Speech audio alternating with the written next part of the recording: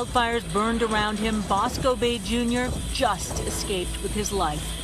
He spoke to us from the Walmart in central Maui. I mean, we were face to face with fire. I could feel the heat burning, the hairs on my skin. I lost the bottom of my eyelashes. Every single thing around us was on fire, except our building, all my possessions. I mean, everything I basically, have in the world at this point might be gone. For 2 days now, these deadly massive wildfires have ravaged the island, spurred on by hurricane winds. This was a home. Forcing thousands to evacuate.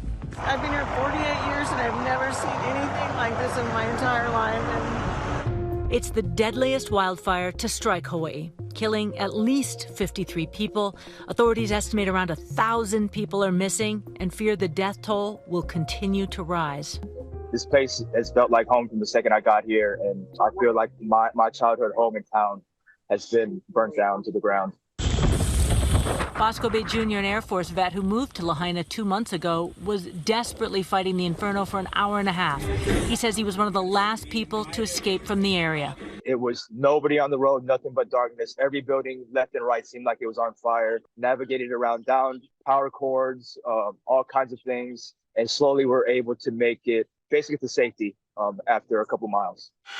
National Guard helicopters have been working around the clock, dropping about 150,000 gallons of water to quench the flames. The island's largest fire now 80% contained, but the humanitarian crisis is just beginning. Thousands displaced, shelters overflowing.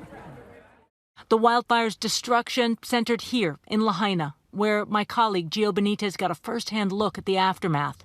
Block after block, just homes. These were once homes, amazing homes right here on Front Street.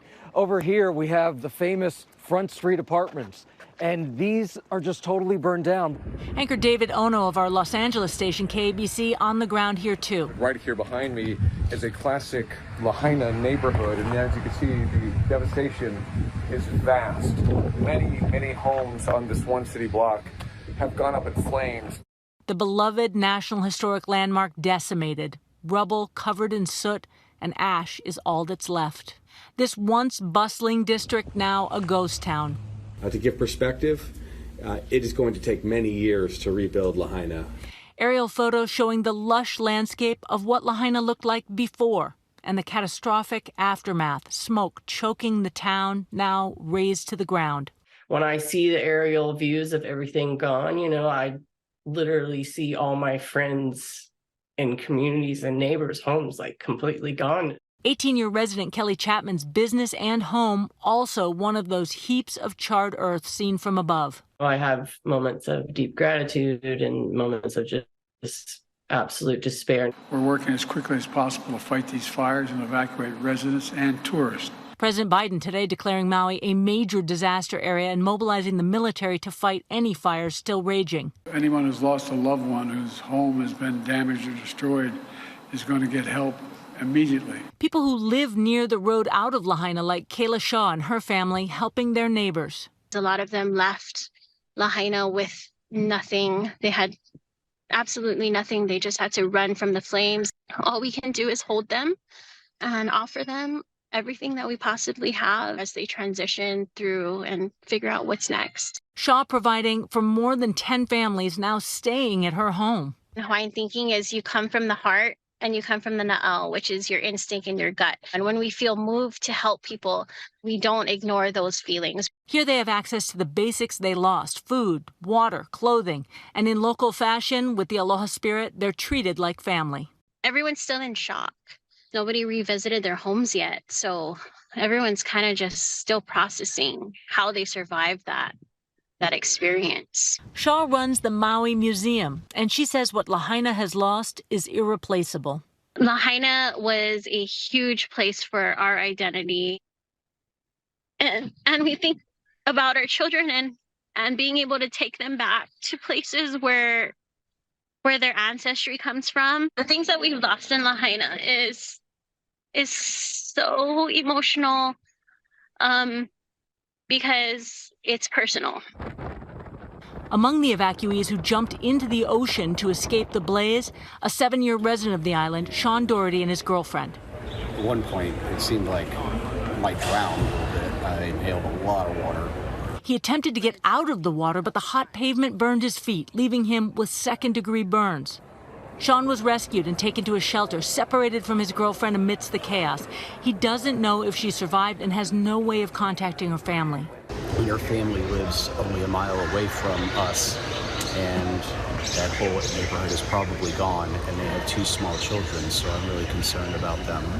Sean is just one of so many trying to find their missing loved ones. My colleague Gio Benitez spoke to Stephen Scott, a Maui resident, yesterday who was desperately searching for his wife, Patricia. I know she's safe. I think she's safe, but I haven't found her yet. He's one of the lucky ones, today, finally reunited. On the other side of the island, in Kula, about an hour away from Lahaina, devastation from a different fire. A tree fell over, hit the power lines, and that's what started the fire. We got all out, we got the cat. That's the most important things. Like, everyone's safe. Sabrina Fellman's home was burned to its foundation. We bought it there 8 years ago. It was a complete fixer-upper. We spend every weekend fixing it up. Yeah, we're gonna start from scratch, it's fine. All that's left fits in this plastic bag. But she and her husband Andre had lost their wedding rings too. Andre digging with his bare hands trying to find them. An hour later. Any luck with the ring? Yes. You found it? Both? Oh, can we see? At least one. We're still looking for a young one. Oh my gosh. It doesn't look like much right now. Wow. But it's here. Wow. You can even see the engravings. We're good. With authorities urging people to get off the island, busloads raced to the airport, only to be stranded as flights were delayed or canceled. Overnight, many taking temporary refuge inside the terminal. Authorities still don't know what sparked the flames, but experts say low humidity, dry vegetation, and gusts of up to 85 miles an hour fueled the spread of the deadly inferno. And that's why Maui County had such a hard time doing containment of the fire, and because the winds were so high, we couldn't provide the helicopters to do the water bucket support. For locals and people who grew up here, like me, Maui is simply ohana, family and home, and a living monument of the island's rich, noble roots.